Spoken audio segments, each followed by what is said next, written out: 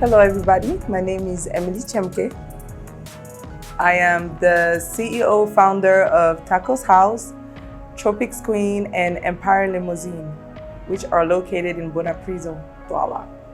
So I was born in Douala.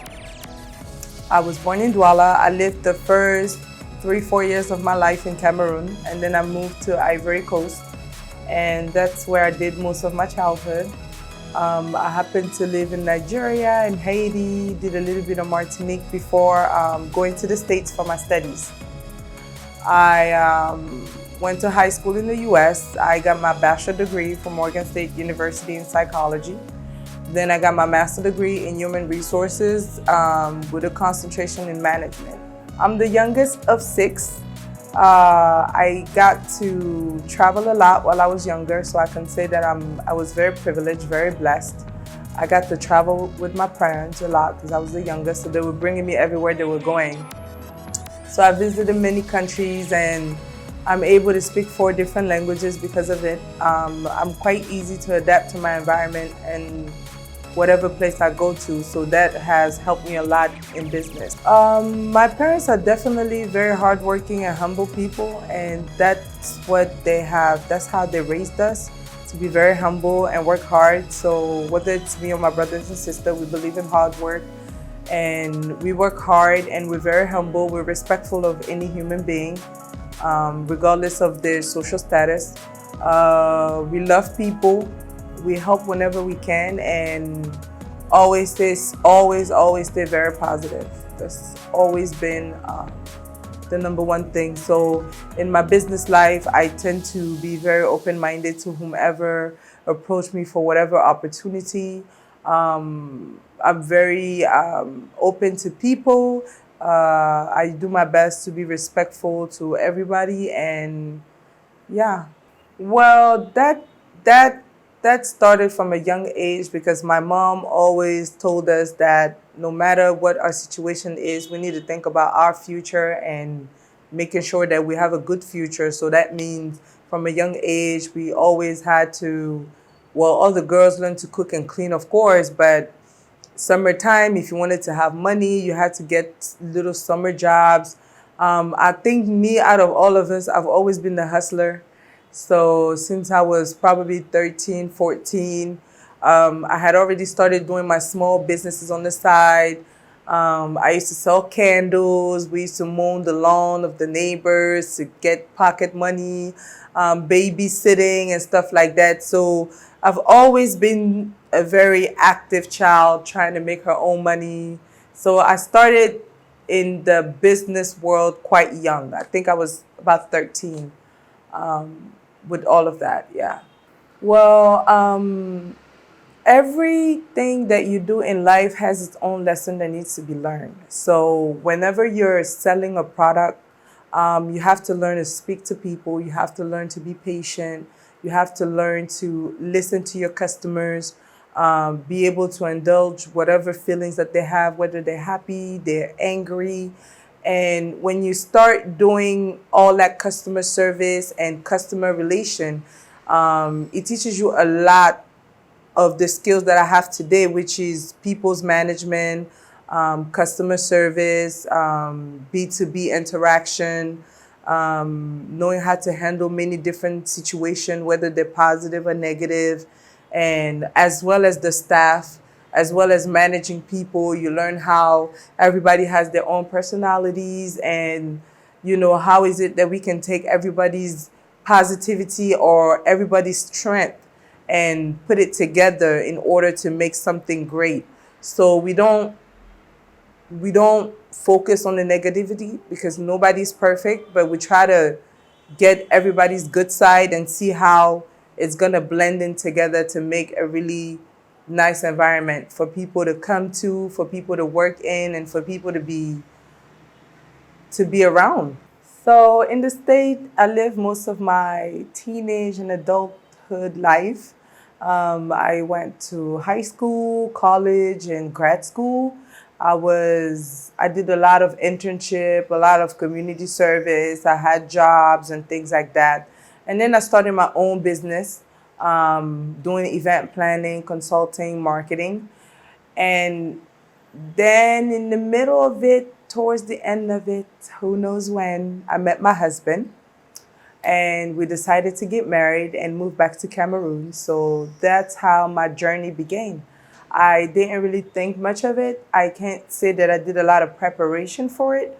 I had just decided at that point that my focus was my family and creating my family. So when he said, you have to move back, I just went for it. I can't say that I prepared or anything like that. I just went for it. I just moved to Cameroon.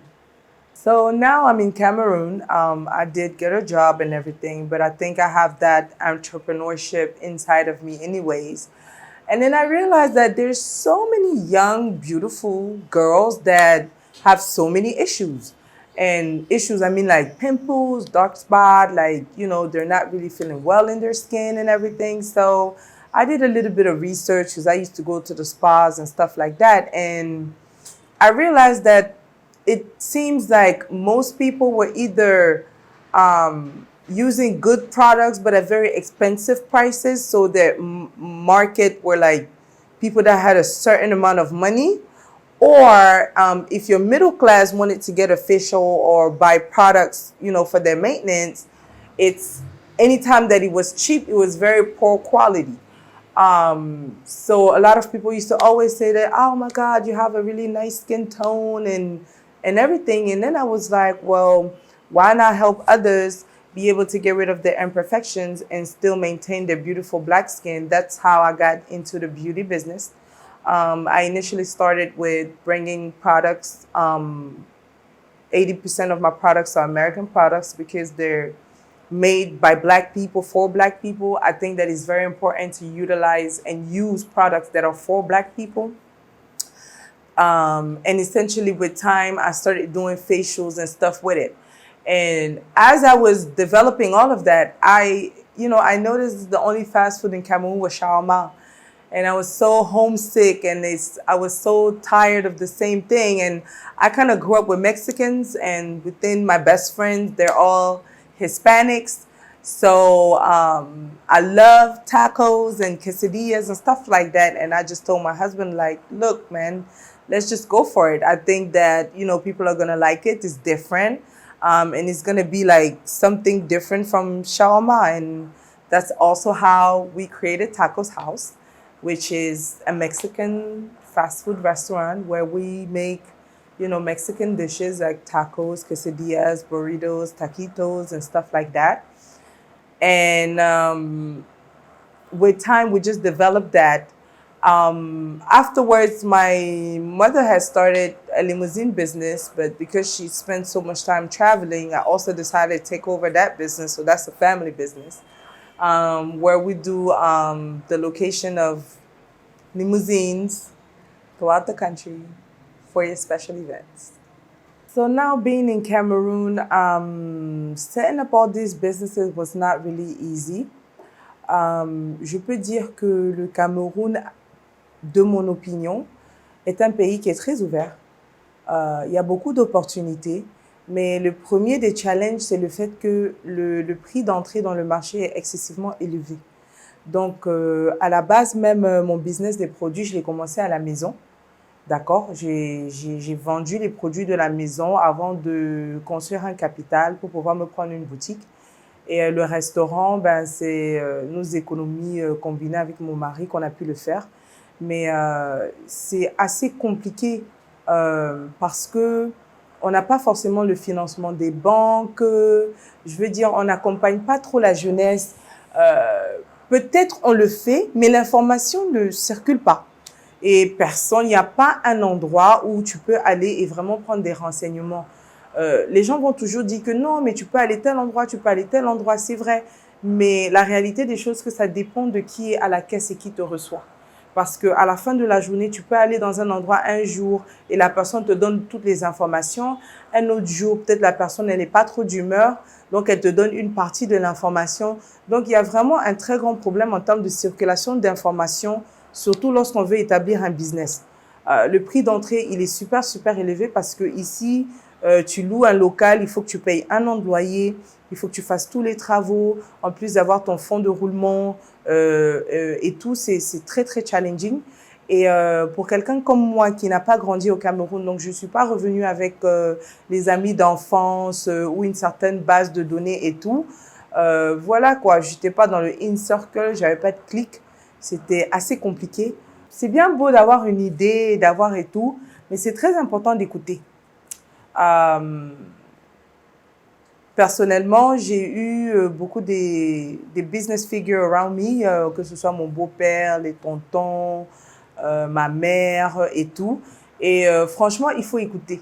Parce qu'à la fin de la journée, on connaît ce qu'on connaît, mais il est important d'écouter le parcours des autres, les conseils des autres. Ça ne va pas forcément toujours s'appliquer à vous, mais d'une manière ou d'une autre, dans votre parcours, même si c'est 1 an plus tard, le fait que vous avez écouté ce petit conseil peut vraiment vous faciliter les choses ou bien vous empêcher de vivre certaines difficultés. It's very, very, very important to listen. You have to listen. Et pendant que vous écoutez, c'est aussi important de partager. Il faut partager. C'est important que si quelqu'un veut faire quelque chose, moi j'ai des amis ou bien des gens que je ne connais pas, ils m'ont dit que « Ah, mais comment tu as fait ?» Il faut partager. Ça ne fait jamais de mal. Même si quelqu'un fait dans le même métier que vous, chacun a sa clientèle, chacun a son potentiel et chacun a ce qui est pour vous et pour vous. J'ai vraiment beaucoup plus joué sur le marketing digital qui était ma spécialité. Bon, bien sûr, mon mari, lui, il a quand même ses contacts à lui et ça a beaucoup aidé parce qu'on a eu du support de ce côté-là. Mais après, tu te rends compte que les gens ne sont pas aussi forcément contents que tu développes les structures et tout. Mais je pense que le Cameroun reste un pays très ouvert avec beaucoup d'opportunités. Beaucoup de choses doivent être cadrées. On doit beaucoup plus supporter la jeunesse, que ce soit la famille, que ce soit les banques, que ce soit le gouvernement, que ce soit ce qu'on appelle les angel funding, parce qu'il y a des gens qui ont des capitaux, ils ont de l'argent, ils ne savent pas quoi en faire. Donc, on peut trouver des investisseurs avec un bon business plan qui voient le potentiel du business. Donc, il y a tellement de tous ces côtés-là qu'il faut vraiment travailler. Pour aider la jeunesse à pouvoir vraiment... parce que je pense que nos parents nous envoient à l'école en Europe, c'est pour qu'on apprenne et on puisse revenir et appliquer et développer et apprendre à nos peers et faire partie de l'économie, faire tourner l'économie. Et c'est assez compliqué donc de le faire s'il n'y a pas un système qui est en place pour vraiment guider. Mais moi, après, j'adore les challenges. Donc... on se bat toujours. On est en plein bataille. C'est pas fini. Je pense que de mon humble expérience, j'ai eu beaucoup de chance de rencontrer des gens qui sont assez formidables. On peut le faire. Il faut avoir une vision, il faut avoir un plan et il ne faut pas se laisser faire. Il faut venir pour conquérir. Il faut être des guerriers. Donc, on n'accepte pas non. Il n'y a pas d'impossible. Tout est possible. The first and most important thing is that you have to believe in yourself. You don't need anybody to believe in you. As long as you believe in yourself, you set out your vision board and your plan, and you establish goals, weekly goals, monthly goals, yearly goals, 3-year goals, and you write down how you want to accomplish those goals, and you believe in everything that you're going to do. And even if you're feeling down, you look for people who can help boost your positivity, people that can help guide you to where you're trying to be. You're going to accomplish whatever you want to do, whether you're already in Cameroon, whether you want to come back to Cameroon. I would encourage anybody to come. It's not easy, but you have to believe in yourself and you have to believe in everything you're trying to accomplish, and it's going to be just fine. Nothing is easy in life. So if it's not easy in Europe, it's not going to be easy in Cameroon. So you just have to push through and persevere and know that there will be ups and downs, and that's okay too, because that's life. You have to believe and always get up no matter how many times you fall.